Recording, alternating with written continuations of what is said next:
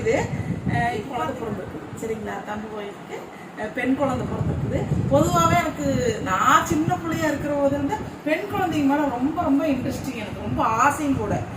அதே மாதிரி தான் எனக்கு முதல்ல பெண் குழந்தை தான் பிறக்கணும் ரொம்ப ரொம்ப ஆசை, ஒரு தவ மாதிரி இருந்து எனக்கு ஒரு பொதுவாகவே எனக்கு வந்து பெண் குழந்தைங்கன்னா ரொம்ப ரொம்ப பிடிக்கும். ஏன்னு கேட்டிங்கன்னா நம்ம வந்து மேக்கப்பு, ஹேர் ஸ்டைலு, இந்த மாதிரி காஸ்டியூம் டிசைன் எல்லாம் பண்ணுற போது அது பெண் குழந்தைகளுக்கு மட்டும்தான் ஆக்ட் ஆகும். ஆண் குழந்தைகளுக்கு ஒன்றுமே தேவையில்லை, ஒரு ட்ரௌசர் போட்டுவிட்டு தலைச்சிட்டு ஒரு திருநீர் வச்சுட்டாலே போகுது, இல்லை அது கூட பண்ண வேண்டாம் உங்களுக்கு.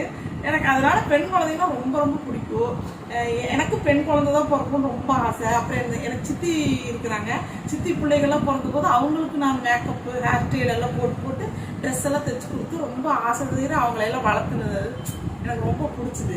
அதுக்கப்புறம் பார்த்தீங்கன்னா அவங்க குழந்தைங்க என் குழந்தைங்க பிறக்கிற போது எல்லாமே ஒரு சந்தோஷமான விஷயங்களா இருந்துச்சு. இப்போ நம்ம டெய்லர் கடை ஆரம்பிச்சிருச்சு. இப்போ எங்கள் வீட்டுக்கார சைட்லேயும் நிறைய பெண் குழந்தைங்க பிறந்திருக்குது. ஆனால் அவங்களுக்கெல்லாம் நான் உரிமையாக ஒன்றும் பண்ண முடியாத சுச்சுவேஷனு. உங்களுக்கும் தெரியும் மாமியார் வீட்டு சைடில் எப்படி இருக்குன்னு. எனக்கு அந்த வாய்ப்பு கிடைக்கல.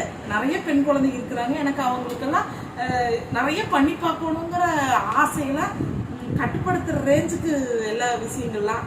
அதனால் எனக்கு ரொம்ப மனவேதனை தான். ஏன்னா நான் என்ன ஆசைப்படுவேன், துணிகளை போட்டு பார்க்கணும், நல்ல நல்ல துணி தைச்சு கொடுத்து பார்க்கணுங்கிற ஒரு ஆசை தான் எனக்கு ஒரு ஆசை.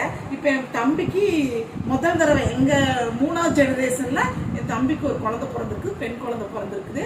அவங்க வந்து பெண் குழந்தை பிறந்திருக்குதுன்னு சொல்லிட்டு இப்போ வீட்டுக்கு எடுத்துகிட்டு வரக்கு சொல்கிற போது எனக்கு ரொம்ப சந்தோஷமாக இருந்துச்சு. என்னடா பண்ணலாம் அப்படிங்கிற ஒரு ஆர்வம். அதுதான் சொன்னங்களே என் ஆசையெல்லாம் என் பொண்ணுக்கு நான் நிறைய தைச்சு போட்டு. அப்போ வந்து கேமரா கிடையாது, எங்கள் பொண்ணு பிறந்த புதுசில் வந்து ஃபோனே கிடையாது ஓகேங்களா. அப்போ வந்து நான் ஸ்டுடியோவில் இருந்து ஆளை கூப்பிட்டு வந்து அவள் போட்டோவில எடுப்போம், கை கேமரா வச்சு எடுத்து நிறைய போட்டோ வச்சுருக்கிறேன் எங்கள் பொண்ணுக்கு தைச்சு கொடுத்து துணிகள்லாம் வச்சு. இப்போ என் தம்பி பொண்ணுக்கு நான் சின்ன சின்ன கவுனு இது தைக்கிறதுக்கு ஒரு 3/4 மீட்டர் இருந்தாலே போதுங்க. இது வந்து ஒரு 8 மாதம் 9 மாதம் வரைக்கும் இந்த குழந்தைங்க இது போட்டு நடக்கிற அளவுக்கு போடலாம். பாருங்க இது எவ்வளோ க்யூட்டாக இருக்குது பாருங்களா, டபுள் கலரு. இதுக்கு ஒரு 3/4 மீட்டர் இருந்தாலே போதுங்க, தைச்சிடலாம். இது ஒரு டிசைனு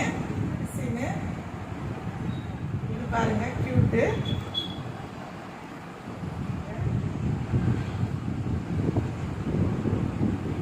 இந்த மாதிரி நீங்களும் வந்து உங்கள் வீட்டில் தம்பி குழந்தைங்க, தங்கச்சி குழந்தைங்க, ஏதாவது குழந்தைங்க பிறந்திருந்ததுன்னா இந்த மாதிரி 3/4 மீட்டர் இருந்தாலே போதும், கலர் காம்பினேஷன்லாம் போட்டு நாம் இந்த மாதிரி தைக்கலாம். எனக்கு இதில் ரொம்ப ரொம்ப ஆனந்தம். இப்போ வந்து நாம் பார்த்தீங்கன்னா காசு ஒரு பெரிய விஷயம் கிடையாது. இப்போ ஒரு 1000 ரூபா எடுத்துகிட்டு போய் ஒரு 4 செட்டு 5 செட்டு வாங்கிட்டு போய் ஒரு கடமைங்கிற ரீதியாக கொண்டு கொடுத்துட்டு வந்துடலாம். ஆனால் இந்த மாதிரி ஒரு பாசத்தில் உண்மையாலுமே எனக்கு நான் அத்தை முறையாகிறேன். எனக்கு வந்து ரொம்ப ரொம்ப விருப்பம் பெண் குழந்தை அவளை பார்க்குற போது, போட்டோவெல்லாம் பார்க்குற போது எனக்கு அந்த குழந்தைய எப்படா பார்ப்போங்கிற ஒரு ஆர்வம். இதை கொண்டு போய் கொடுக்குற போது எனக்குள்ளே இருக்கிற ஒரு சந்தோஷம், உண்மையான சந்தோஷம். இது நான் என் கைப்படா தைச்சது தான். இது வந்து அதில் ஒரு பாசிட்டிவ். என்னோட விருப்பத்துக்கு நம்ம கொடுக்கறது நம்ம கடமை தானே.